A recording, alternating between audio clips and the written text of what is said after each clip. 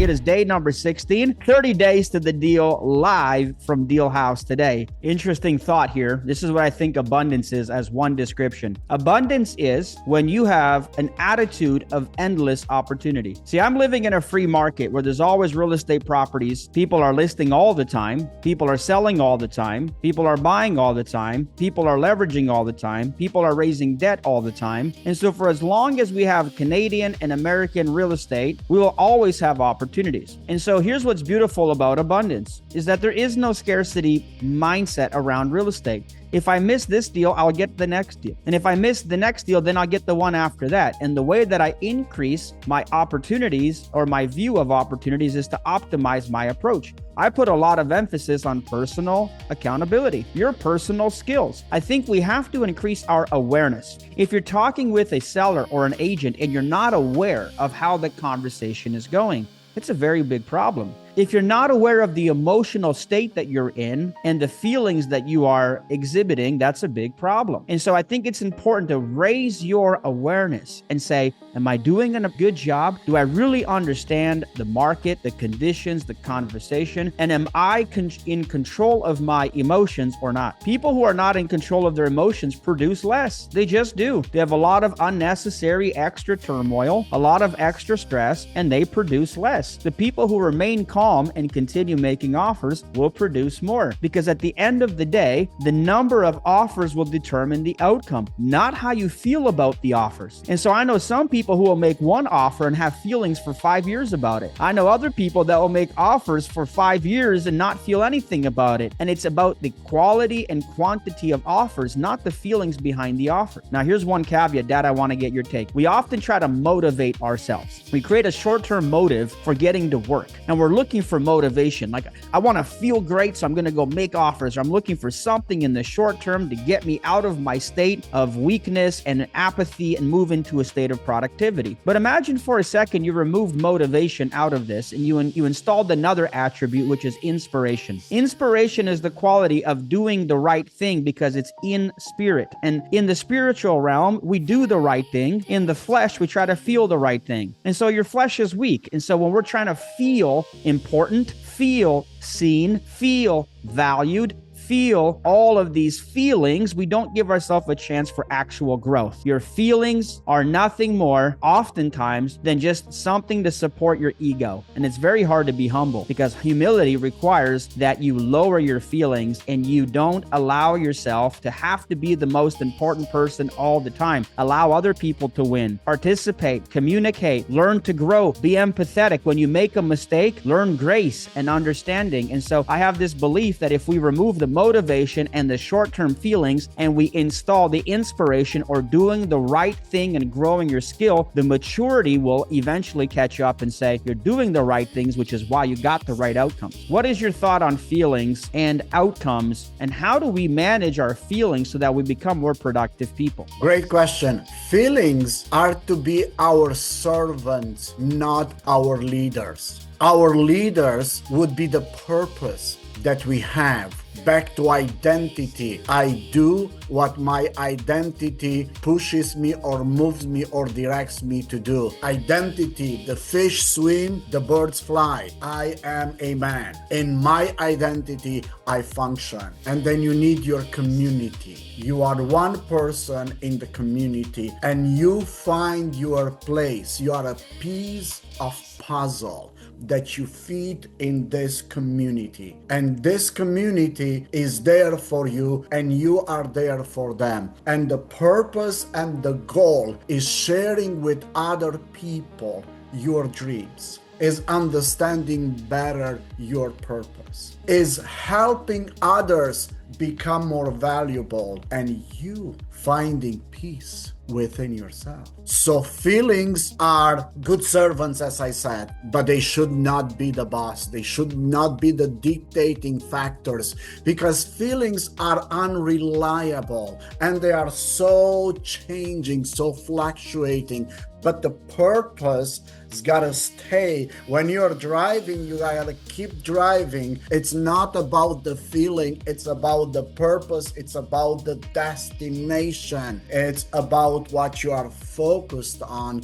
It's about that you have a task and you accomplish it. One last piece. When my daughter is waking up at 3 in the morning and she's hungry, I don't always feel like getting out of bed. Sometimes I'm praying, oh Lord, make her go back to sleep. You know, you're in the bed praying, remove her hunger so I can get some rest, right? But what I know is she has to eat. The consequences of not eating are far greater than the consequences of me getting up and losing some sleep. Priyanka knows about this. She has 3 daughters. So doing the right thing is getting up when you don't feel like it and feeding your child. Getting up and doing the right thing is the same in real estate. When you don't feel like getting up and bringing your best energy, and you don't feel like making phone calls, and you don't feel like putting the work in, and you don't feel, you have to feed your business.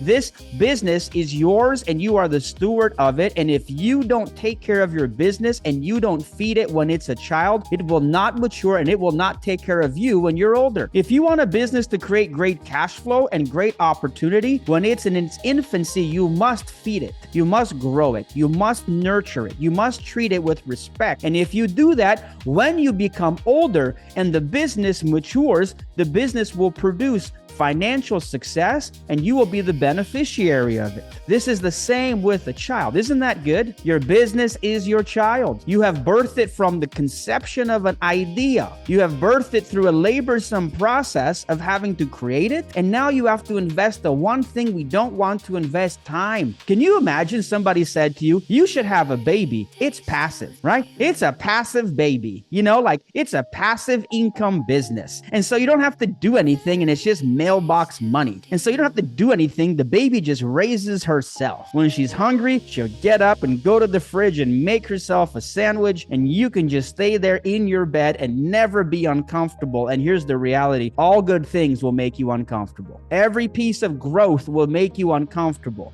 If you want to build a muscle, you must break down the muscle tissue first. And so if you want to build a business, you must break down your excuses first. It's good to sacrifice for your business because it's yours and you have created it, and it will serve only you later in life. It will help you replace your income and replace the stuff you're doing, and will give you financial freedom. Becoming wealthy is not so hard when you have so many other things in your favor. If you have great mindset and a great upbringing, and you have great family, and you have good values, and you have good work ethic, why wouldn't you be rich? Some of you might say, well, I didn't have all of that. That's okay. You have community, and community is an incredible component, and it's an incredible accelerator. Be influenced by people who have the attributes that you want to have. So Dad, I'll give you the final word on this. Let's talk about that. The sacrifice it takes to create or grow something. And I really like your analogy, the baby and the business is the baby. And of course, but when you sacrifice, you're not only helping the baby. I not only helped you to nurture you from day one, and then helping you how to form the syllables, and then how to walk, and all those memories that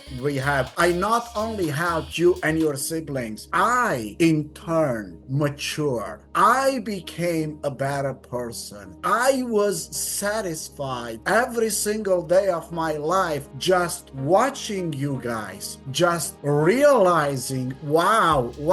And even today, Mom and I, she's gonna be home in 4 hours from Mexico. We can't believe when we look at you. We almost can't believe these are our children, that at one point they were our babies. So it's not only that you produce something that's amazingly important, like in our case, the children, in your case, the house is the business, you give home to people and so forth, but you become a more stable person. You become a happier person. You become a more patient person.